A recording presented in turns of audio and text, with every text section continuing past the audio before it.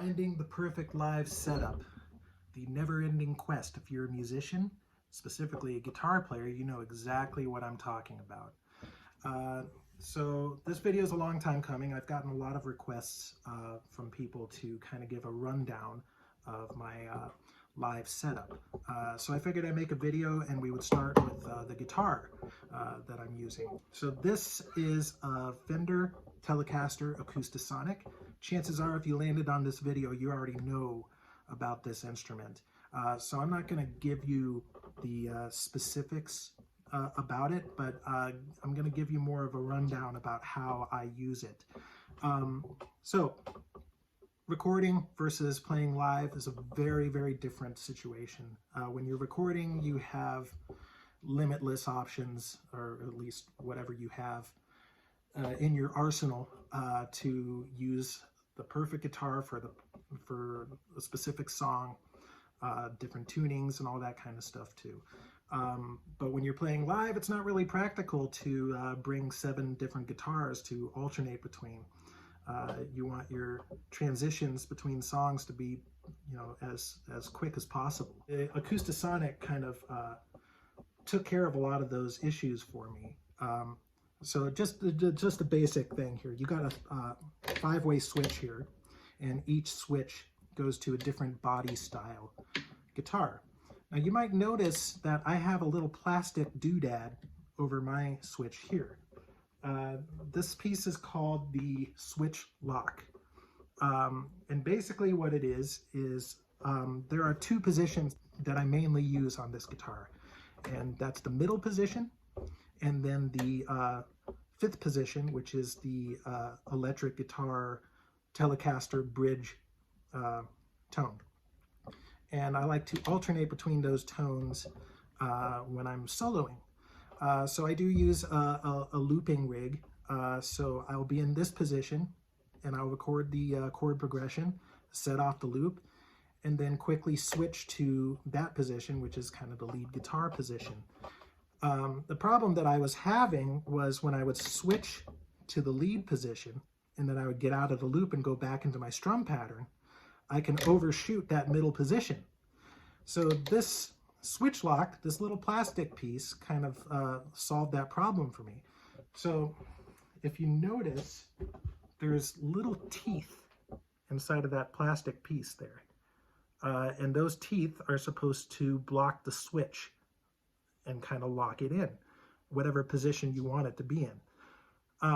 So I might be using it in a slightly different way than it was originally intended. But what I did was I simply took a Dremel and ground down that little tooth right there so that I can just in one swoop go from the 3rd position to my lead position. The next thing that I have here is the power pins.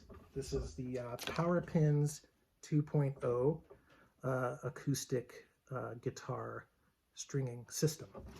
And basically what this does is it bypasses those crummy little plastic pins that you use to secure the string. And it screws in from the back, so this is a permanent fixture if you want it to be. It's removable, and it makes changing the strings a lot faster. And there's a couple other benefits to it as well. It adds a little bit more meat, a little more weight to the bridge, and that allows for a little more sustain on the string, which is super nice. And also, it takes away a lot of the pressure or a lot of the tension on the bridge plate itself.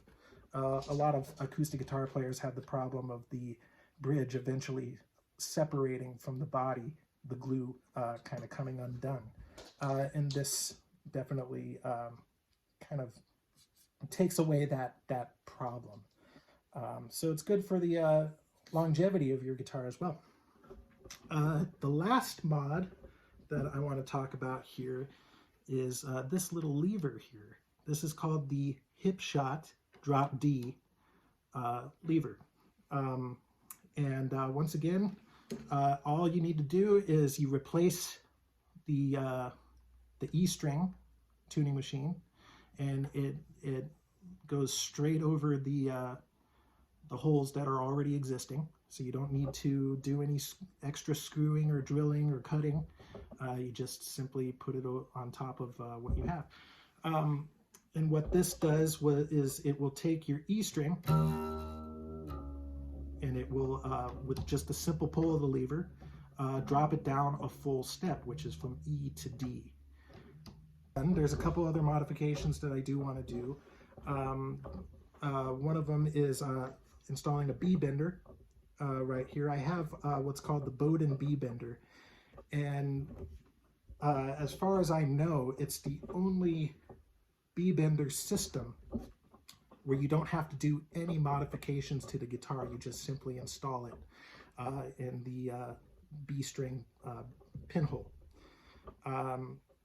So no routing in the back, no systems to attach to the strap lock here, and it's super cool. And actually, it's a lot cheaper than other B bender systems as well. So it's the Bowden B bender, Richard Bowden. So check that out.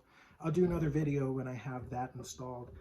And then the last modification that I want to do is replace the nut with a compensated nut. And basically, what that does is it improves the intonation of the guitar. The guitar, by its own nature, is an imperfect instrument as far as its intonation goes. A lot of people struggle with that, especially people like me that are very pitch sensitive. Most listeners won't really be able to tell the difference. I think that over time, our ears have evolved into accepting the imperfections of a guitar. But for somebody that's pitch sensitive like me, the compensated nut is very helpful to my ear, and it helps me be less self-conscious of my playing in the moment. So that's going to be a nice little modification for me. The last thing that I want to show you is on another guitar that I have here. This is my Godin A6. This used to be the main guitar that I was using before I got the Acoustasonic. You'll notice that these are acoustic guitars, but they are thin body instruments. And the thing that I like about them is they're very weather resistant. They don't warp as easily, and they don't feed back when you're playing live. So that's the main reason why I use these. But this particular instrument had a flaw that I really did not like.